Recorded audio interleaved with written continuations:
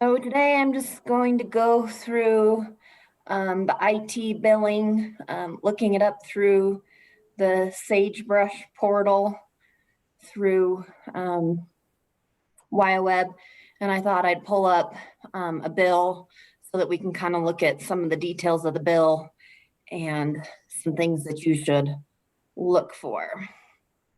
So I'll go ahead and share my screen.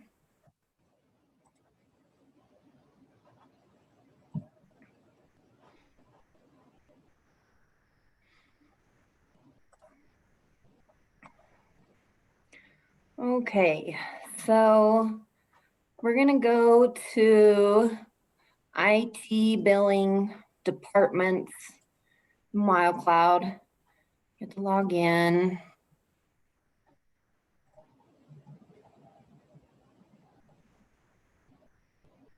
So now we're on the Sagebrush at UIO.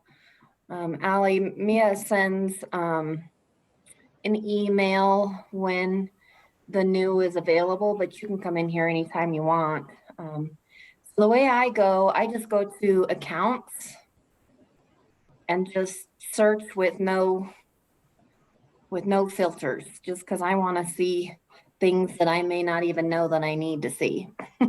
um, so for plant sciences, they have two different bills because one is going to a grant versus the other, which is on unrestricted. And so if you see different numbers in here, those are all under your org, but they're going to different account numbers. And so on this main screen, what I like to look for is kind of the inconsistencies. I don't look at the detail every month. I think, if you give this a good review quarterly, that's probably pretty good. But if you see an inconsistency, I would go look into it. And so like this one, you can see it's about 1,300, whereas usually we're under 700, 700 to 800. And so that's when you want to go open your bill and see what the problem is. I'm going to open just one of our regular bills because I know what the problem on that one was. They had to rebill a different month because they moved accounts. So the bill is actually okay. But so if you click on the link, you get the summary here. And so when the bill comes through on the account analysis, it breaks it out into the chunks. And so if you keep drilling down, you'll get to those amounts because you'll want to go put this in your shadow once the email goes out and says that they are available. And so we actually have some recurring one-time charges because they're data on cell phones out at some research centers.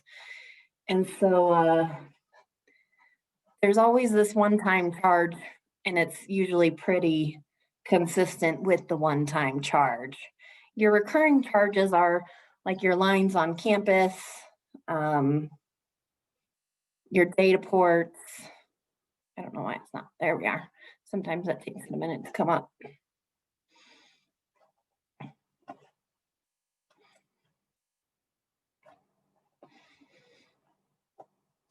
And so you got your billing date, and you'll just want to, check your department numbers. I've put it on an activity. A lot of the times this will just be 0.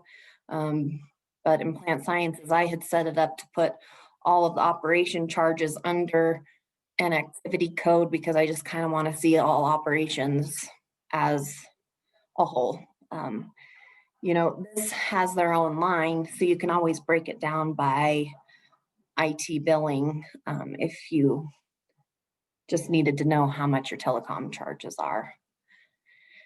And so it has a few summary pages, and then you get into the detail. So again, this was on that um, previous screen of just the summary of your one-time charges, your recurring charges, and then your totals. It's just splitting it all out. And so, Ollie, this is something you can put in your notes. I've been needing to go back and check on this. And so this is like something you want to see. Civil and architectural engineering, why are we paying $41 a one-time fee at this number? It should like, shouldn't everyone be plant sciences probably? And so I had emailed Mia, I'm not sure. If anybody knows the way to say her name, please tell me. um, but so I had to email her to get more information on what this charge is because you don't get all the detail. As we scroll down, you'll see that the phone number is provided. Um, and so now you can see where it was billed to plant sciences under civil, but it's a cellular phone. And so what it is one of those data things out in the state that I had mentioned. So that's not anything I'd ever seen before plant sciences. Usually, it's all your campus stuff. I'd never seen a cell phone on an IT bill before in any of my other departments that I've worked in. But this is just because they're out at some station monitoring something. I don't know. I don't know what they do out there.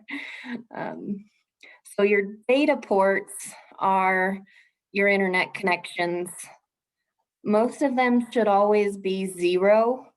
They have started on new lines, $9.50.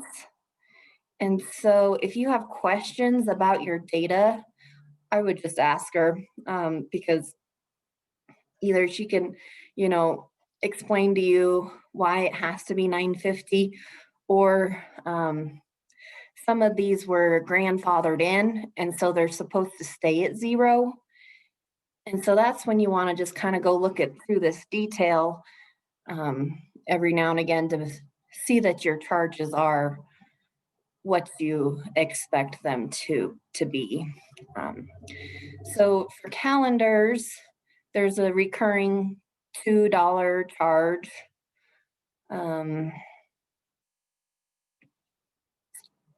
It's, I guess, a plant sciences calendar. I don't know. I assume that Ellen runs it, but maybe that's a good thing to learn and look into.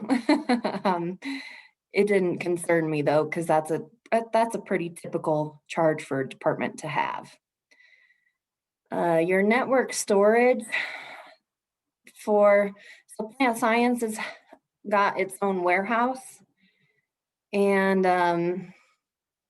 so they're charging a usage fee of the warehouse. And so if we move to SharePoint, it's possible that this charge will then go away if everything gets moved and we can close out that warehouse.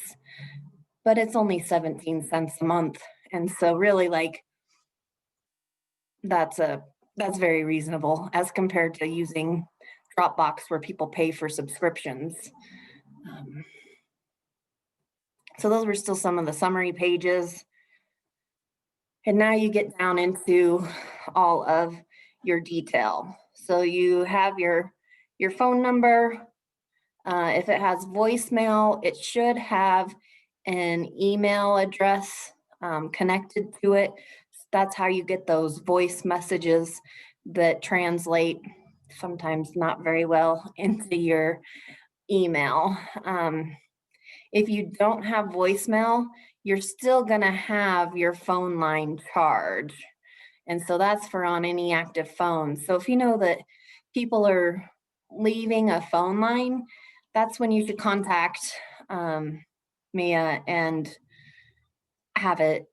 You can put them on hold or you can disconnect it. If you disconnect, and then reconnect it in a couple months, I think it's a $40 fee to reconnect it. So sometimes it's worth your $30 and save the trouble of the reconnection and just leave it open. I think if you put it on pause,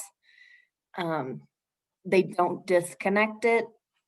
I haven't put a phone on pause though for years. I don't remember what the process is. Just know if you disconnect a line, there's going to be a fee for them to reconnect it. So if you know somebody's coming, I would usually just hold off. And then when the new person comes, you want to be sure that the voicemail gets changed. And then it usually changes. They'll have it changed here.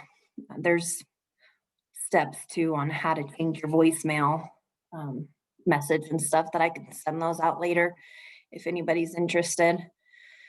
So again, we're getting down to the detail of data.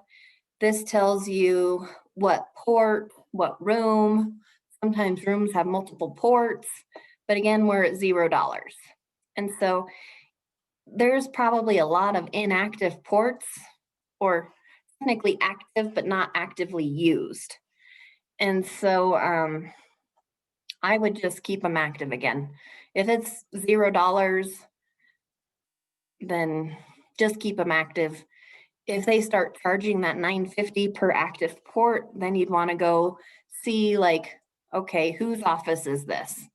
And do you need 2 ports? And just kind of, that's where all these get so messy. It's kind of hard to find the detail of who and where they are. But it's all in here, sometimes multiple times, because you'll have your data port and you'll have your phone line.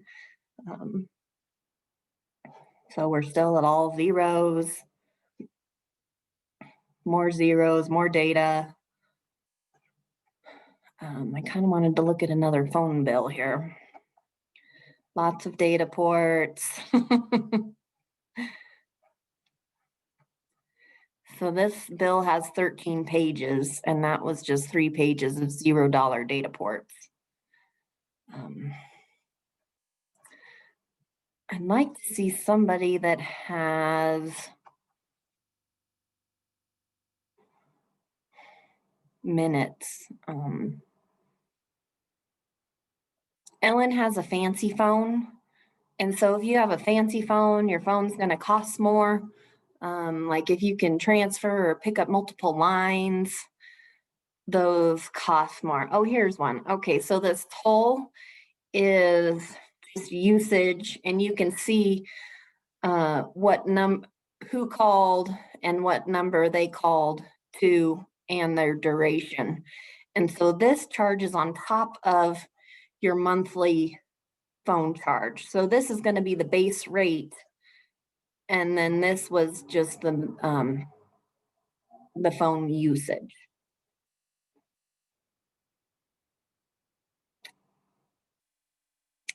And that's really kind of all. Is there something specific that you have questions about?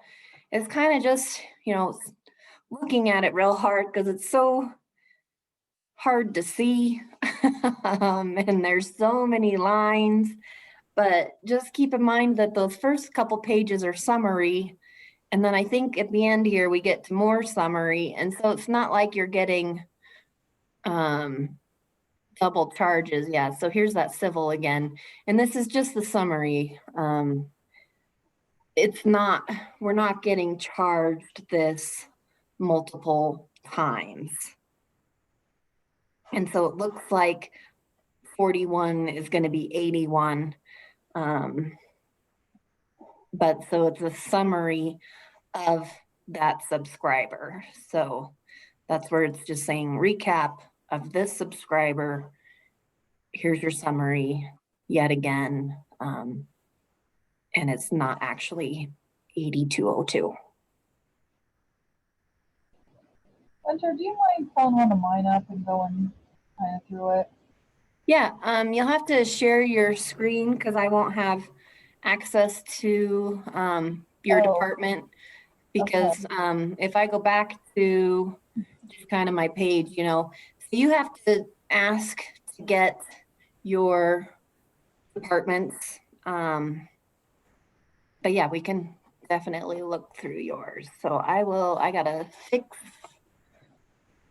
stop. And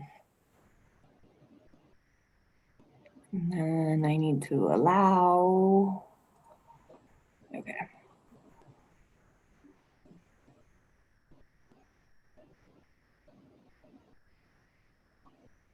Okay. Okay, what do I need to do to share? So there's a button right in the middle of Oh, just share screen, and then you need to pick either the monitor or just, well, you probably want to do the monitor because it's going to bring up the PDF. So you'd have to switch a couple times if you only switch the like item, does that work? Yep. Okay. Okay, I so have like lots of them. you do. So what's the difference here? Okay, so your 200s are designated accounts. Your 105s are unrestricted, and so you have one going in your unrestricted, you have one going to an activity code. And I don't know what that activity code means. I'm guessing Marjorie set that up. Okay, would that correspond to the project we just did? I think she kept hers, so let me open that and I can see what that means.